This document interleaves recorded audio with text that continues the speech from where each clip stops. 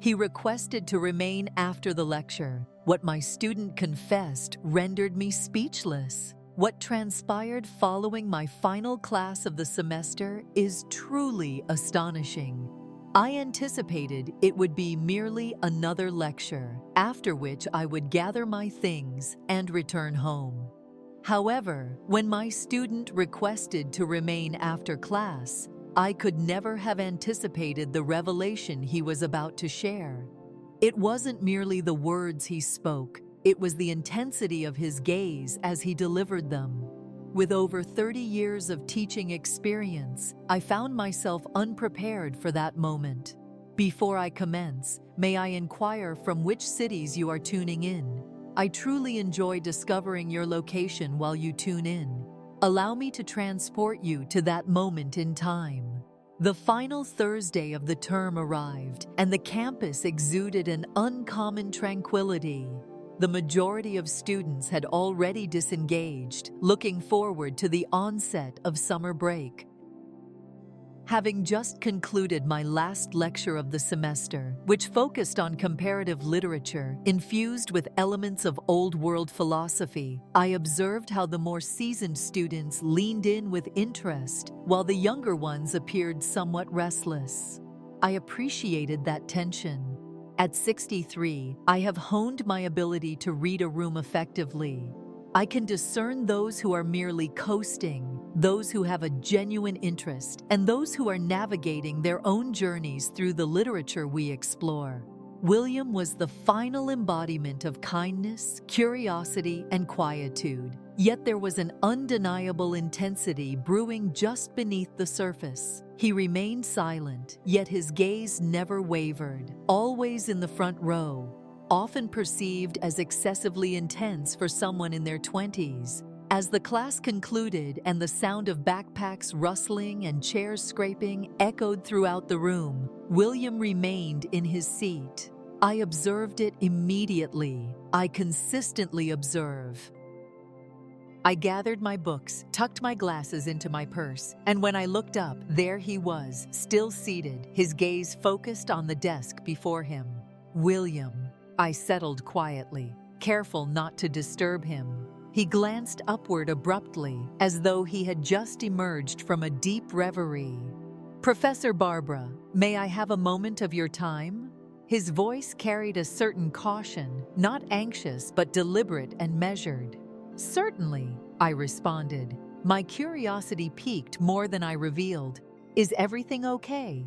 After a moment of hesitation, he gave a nod. I have been intending to have a conversation with you. I preferred not to engage in that during class. We found ourselves in solitude now. The classroom was now vacant, and the hallway beyond lay in silence. The gentle hum of the vintage overhead lights enveloped the room in a serene, buzzing tranquility. I gestured toward the chair adjacent to my desk. "Proceed," I instructed. "Feel free to proceed at your own pace." He rose from his seat, made his way to the window, and then returned once more. His movements brimmed with an energy he was unsure how to channel. He began, acknowledging the potential for impropriety. "I don't intend any disrespect, but this has been on my mind for weeks, even months." I remained motionless, observing him intently. My heart quickened, not from fear, but from an unusual sense of awareness. A change had permeated the atmosphere.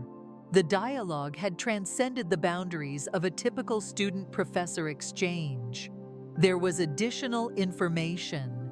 He ceased his pacing and fixed his gaze upon me. His eyes appeared deeper than normal, or perhaps it was merely the shadow cast by the afternoon light filtering through the blinds. "You may not recall our initial conversation," he remarked, following the lecture on the age of innocence. "You mentioned that I possess an old soul." I recalled. I recalled the subtle smirk that played on his lips when I uttered those words, as if he were uncertain whether it was a compliment or a light-hearted jest. That remark lingered in my mind, he continued, not due to its flattering nature, but because it made me feel acknowledged, and not merely as a student. A lengthy silence ensued. I ought to have interjected. I might have dismissed it with laughter, shifted the conversation, or found a way to excuse myself. However, I did not. I have just listened. William advanced slightly. He exuded a sense of calm, entirely the contrary. His vulnerability took me by surprise in a way I never anticipated. "You evoke emotions in me that I haven't experienced in quite some time," he expressed, "as if I can truly be understood, as though there's no need for pretense."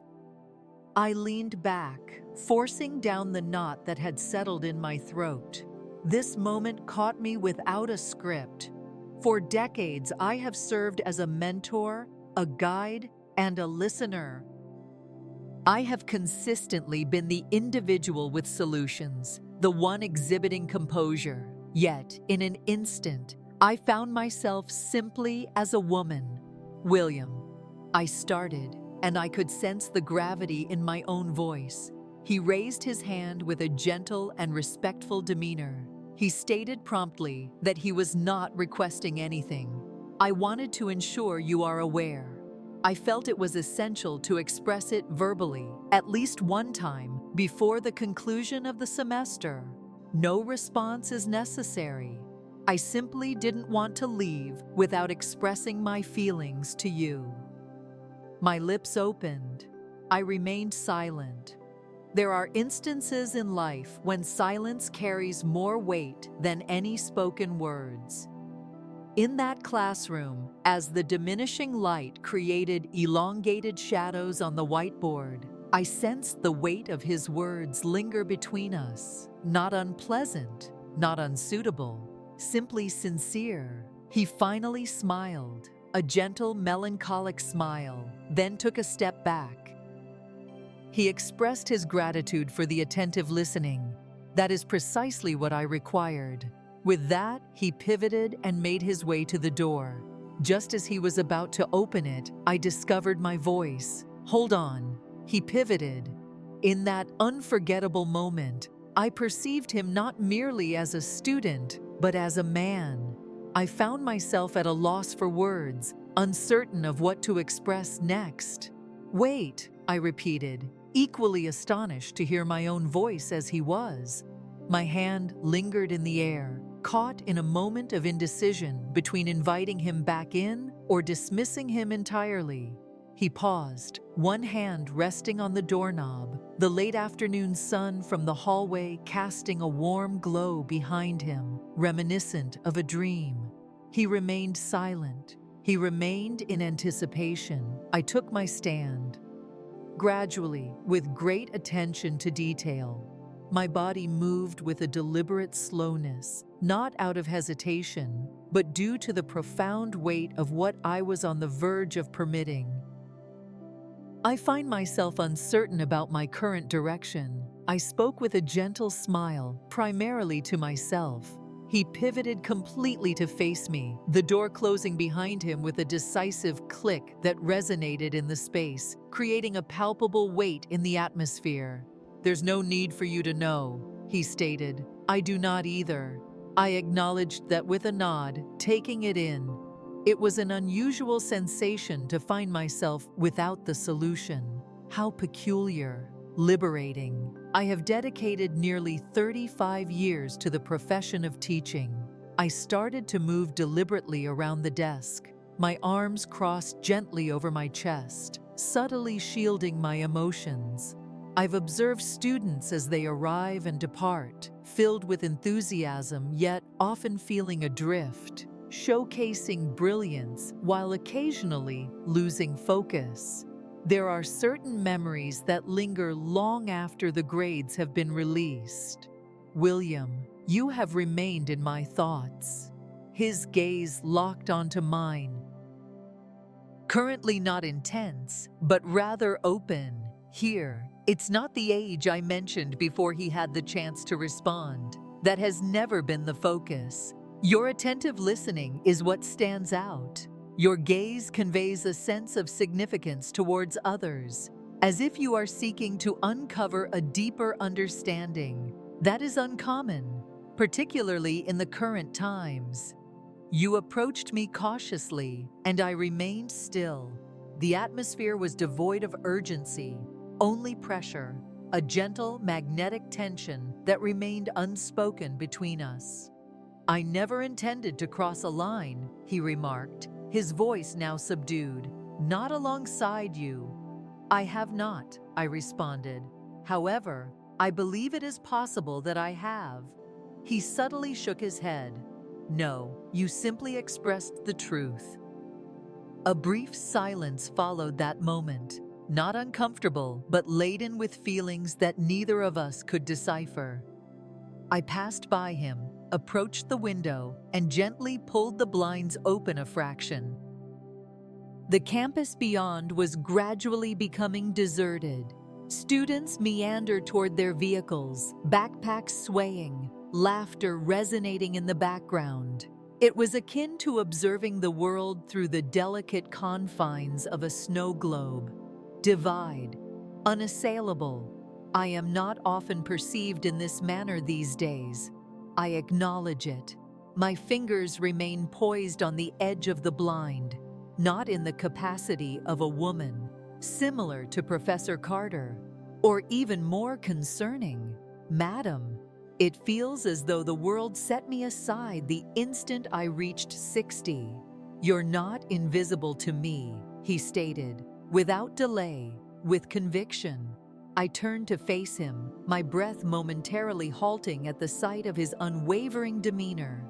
His hands rested in his pockets, shoulders relaxed yet attentive. He observed me closely, not anticipating anything, simply observing, as if my very presence held significance. That had an impact on me. I dedicated years to educating others about the essence of connection. And I remarked, making my way back to him at a leisurely pace. Literature, poetry, and philosophy. Everything revolves around individuals seeking a connection with someone who truly understands them. Surprisingly, I never anticipated that I would continue to be involved in that quest. "You are," he remarked, "a little closer now." I halted just before reaching him. My gaze followed the contour of his jaw, noting the tautness at the edge of his lips. He appeared composed, yet beneath the surface, he was filled with anxiety. I sensed it in the manner he adjusted his stance, in the subtle tension of his shoulders. "I am untroubled by your earlier words," I whispered. "However, I have concerns about the implications of my response." "I'm not asking you to answer anything," he replied, his voice low and imbued with an unsettling hint of concern. "I am present. There exists an unusual solace in being acknowledged without the necessity of justification." At that moment, William transcended the role of a student. I did not hold the position of a professor. We were not merely individuals constrained by rules, time, or defined roles. We were merely two souls crossing paths in an unexpected manner. I extended my hand, lightly grazing the surface of the desk for stability. It resembled a lifeline, a means to anchor me to reality. "I don't believe I've allowed anyone to get this close," I murmured. "There is more to my identity than his influence. Perhaps the moment has arrived," he remarked, "even if it is merely for now." I gazed at him intently, carefully considering each risk and every fragment of reason urging me to maintain my distance. Yet all I could sense was the warmth shared between us, the gradual emergence of trust, and the gentle, unforeseen pull of something genuine. My hand located his, softly, without haste, without force. He remained close. his fingers gently intertwined with mine, neither possessive nor assertive, simply conveying the message, "I acknowledge your presence." For the first time in quite some time, I permitted myself to be visible. That evening, I made my way home quietly. The gentle warmth of the early evening breeze carried the delightful fragrance of late spring blossoms. The streets lay in stillness, the sound of my heels echoing against the pavement as I endeavored to comprehend the reasons behind what had transpired. No events transpired, and yet all had transformed. Not due to a confession, yet it was because someone gazed into the depths of my being and remained unyielding. I had a restless night. My thoughts replayed it repeatedly. The way his gaze held, the softness in his speech, the quietude that enveloped us. A singular question emerged from the stillness of my room. What are my next steps? The following morning, I found myself standing before my bathroom mirror, meticulously brushing my Silver Street hair with a level of attention I hadn't afforded it in years. Something inexplicable washed over me, and suddenly everything seemed transformed. The sensation of his touch lingered on my skin, gentle, ephemeral, yet stabilizing. I found myself uncertain about what might unfold next. However, I experienced it, the transformation, as if an internal compass had subtly adjusted its course. The corridors of the campus exuded an unusual sense of unfamiliarity that day. It felt as though I had stepped into a realm where the familiar appeared unchanged, yet the experience was entirely novel. Students strolled by, engaged in conversation and laughter, headphones in place, their lives progressing seamlessly. I offered a courteous smile to several former students who acknowledged me with nods of recognition. However, my thoughts had drifted away from that realm. In that serene room with William, enveloped by the soothing cadence of his voice and the depth of his gaze, I was not anticipating encountering him again so soon. However, shortly after lunch, I entered my office and found him seated in the chair opposite my desk, as if he had every right to be there, serene and collected. Yet, there was an unmistakable uncertainty in his expression that suggested he questioned whether he ought to be there. "You left the door unlocked," he remarked softly. "I suppose I did," I responded, making an effort to suppress a smile. He stood, his imposing stature creating a silhouette that loomed over my desk. He exuded a calm demeanor, a subtle assurance, yet it was evident he was observing my reaction to his presence. Should I act as if nothing occurred? Will I regain my professionalism? Reinstate him in the position of a learner? I shut the door securely behind me, gradually, intentionally. It is only us at this moment. I spoke, and he released the gentlest sigh, as if he had been holding it since the moment I entered. "I wasn't sure if I should come," he remarked, taking a step closer. "I appreciate your decision. I did not intend to express that. I did not have any plans in place." In that moment, I came to the realization that I no longer wished to revert to the way things had been previously. I was reluctant to confine all that subtle, tender emotion back into the recesses of unfulfilled possibilities. I sought to comprehend what this was, despite the fear it instilled in me. He approached the window, casting his gaze over the quad, and I observed him for a brief moment. He carried himself with an air of old-fashioned elegance, with hands clasped behind his back and a posture that exudes confidence. He stands as if molded to embody the essence of being fully present in each moment. I found that enjoyable. He began last night, still facing the window. I continued to reflect. "Have I caused any damage?" I responded with conviction. "No." He pivoted.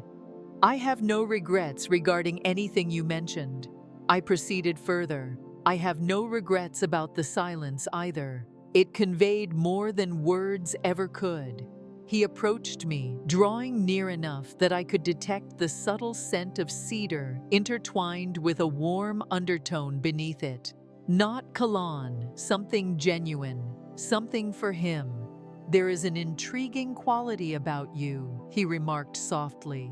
I have never experienced such feelings before. This is not the way. I gazed up at him, my heart pounding in my throat. No need for an explanation, William. However, I wish to, he asserted, his voice quivering subtly with feeling. It transcends mere attraction. It is not merely a figment of imagination. Your demeanor speaks volumes. Your gaze upon others, your ability to make me feel acknowledged, even when I was unaware of my own need for recognition, is truly remarkable. His words lingered in the room, suspended like dust particles illuminated by the sunlight. I refrained from responding to them immediately. I allowed them to settle, absorbing the significance of what he had just revealed. You revive my spirit, I murmured, and that fills me with fear. He made no attempt to address the fear. He approached without haste, avoiding any promises or declarations. He moved in closer, allowing me to sense the warmth radiating from his body, and said, "Let me walk beside you." That concludes everything. We refrained from any physical contact. Not at this time. Yet, beneath the surface, a more profound occurrence was unfolding in that moment. A connection that transcends the need for physical affirmation to be genuinely felt. It became clear to me that my entire reality had transformed within just a few days. I had no desire for youth. I was not attempting to revisit a previous experience. I found myself entering a future I had never imagined could exist. We settled onto the small couch in my office, the one that remained untouched by students unless they were in a state of distress. And yet here we stood, side by side, both assembling something that neither of us had anticipated discovering. He inquired thoughtfully, delving into my life, my history, and my preferred literature. The narrative encapsulated in the small photograph on my shelf features a younger version of myself cradling a newborn, my daughter, who has since grown and now resides across the country. He inquired with sincere curiosity, not as a means to gain approval, but out of genuine concern. It had been years since anyone posed such inquiries to me. It has been years since anyone regarded me as an individual to explore, rather than merely as a source of knowledge. I found myself chuckling on multiple occasions. The last occasion I experienced laughter of that nature eludes my memory. Unrestrained, genuine laughter that releases every part of you that has been lying dormant. The afternoon light gradually diminished, creating shadows that danced through the blinds. I was completely unaware of the passage of time. We had engaged in conversation for hours, immersed in an undefined connection. "I should go," he said eventually, his voice now softer. "May I have the pleasure of seeing you once more? Beyond this?" I took a moment to pause, not from uncertainty, but to fully immerse myself in the experience. Indeed, I mentioned it, but not in the context of professor and student. He nodded in agreement. I rose to accompany him outside, and this time, as our hands met, we lingered in that connection a moment longer. It was straightforward, devoid of any theatrics, merely two individuals maintaining their connection. Once he departed, I settled back onto the couch and gently closed my eyes. I was uncertain about the direction this would take. I was uncertain about its longevity. However, I was aware of this. For the first time in an extended period, I sensed that the narrative of my life was far from concluded. A new chapter was unfolding, and I embraced the opportunity to turn the page without fear. The subsequent days unfolded like chapters in a book I was reluctant to conclude. William and I reconvened, not on campus, not within the confines of my office, but in a serene nook of a quaint bookstore cafe just beyond the town's borders. The establishment featured an eclectic array of mismatched chairs, rustic wooden floors that bore the marks of time, and a chalkboard menu that remained steadfastly unchanged. We nestled in the rear, where the fragrance of aged books mingled with the deep essence of coffee, creating a sense of distance from the outside world. Upon my arrival, he was already present, patiently awaiting with 2 mugs and that familiar, unwavering gaze in his eyes. Upon noticing my presence, he rose as though it were a matter of instinct. Such practices have become quite rare these days. "You recalled that I prefer it with cream," I remarked, taken aback. He offered a smile. "Certainly, I did." Our conversation did not immediately delve into the events that had transpired. We engaged in conversation about the little details, the melodies that resonate, our loved ones, and the experiences of our initial heartbreaks. He shared with me the story of his younger brother and how he would accompany him to school each morning while their mother worked double shifts. I recounted the summer I spent in Paris following my divorce, sharing how I believed it would mend my heart, yet it only heightened my awareness of my solitude. However, the distance that separated us had transformed. We were no longer approaching something with caution. We were fully engaged in the experience. At a certain moment, he extended his hand across the table and gently removed a crumb from my lip with the soft pad of his thumb. It was a subtle gesture, brief and pure, yet I experienced it as a spark coursing up my spine. That evening, he escorted me to my vehicle. The hour was late. The cafe had cleared, leaving the street in a serene stillness. A gentle breeze pulled at the edge of my coat as I observed him lingering by the passenger side, uncertain in his decision. Then, in the gentlest tone, he inquired, "May I kiss you?" I refrained from responding verbally. I leaned in, allowing my hand to rest softly on the back of his neck as I diminished the distance between us. The kiss was gentle and unhurried, a tender expression of affection. It was meticulous, inquisitive. In that singular moment, I experienced a profound sense of being seen, desired, and at home, more than I had in many years. There was no further communication between us afterward. There was no necessity for that. As our hands hesitated in farewell, I observed him retreating, a sensation of both pain and beauty stirring within me, as if it were the final verse of a poem you never knew you were longing for. Upon returning home, I found myself once more standing before my bathroom mirror. The identical silver-streaked hair, the identical lines encircling my eyes.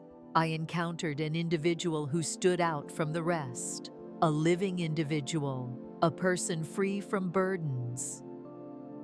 For the first time, I felt no fear regarding the years that have passed. I held no fear for those who stood before me.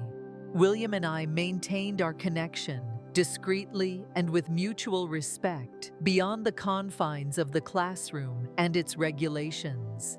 He exercised caution in his dealings with me, always free-spirited, always accommodating, merely in attendance. In that moment, there existed a rare quality, a masculine tenderness that embraced without expectations, offering only space. We enjoyed leisurely strolls. We exchanged books. We engaged in deep conversation late into the night, discussing matters that were both trivial and profoundly significant to our lives. The matter at hand transcended age. It was never about power. The narrative revolves around two individuals, each navigating distinct phases of their lives, converging at the crossroads of timing, authenticity, and understated bravery. One evening, as we sat on the porch of my house, a blanket draped over our laps and a bottle of wine resting between us, he turned to me and said, "You make me want to grow older." I gazed at him, my eyes burning with emotion. "Your presence instills a sense of value in my experiences," I responded in a hushed tone. Being chosen carries a profound sense of humanity, not in spite of your years, scars, or history, but because of them. He sought the unrefined essence of who I am. He desired the woman I truly was, unmasked and genuine. That understanding, that form of affection, it does not proclaim itself loudly. It murmurs softly. It persists. It remains. The future remains uncertain. Perhaps that is where its true charm lies. We have discovered uncharted territory. We refuse to conform to any label that attempts to define us through someone else's perception of what is right. However, what I can assert is this: he requested to remain after the lecture. What he provided was something I had never realized I required. This is not a confession. It is not a kiss, not a single promise made. He provided me with the opportunity to experience emotions once more, to love, not in defiance of time, but in harmony with it. I granted myself the freedom to allow him to do so.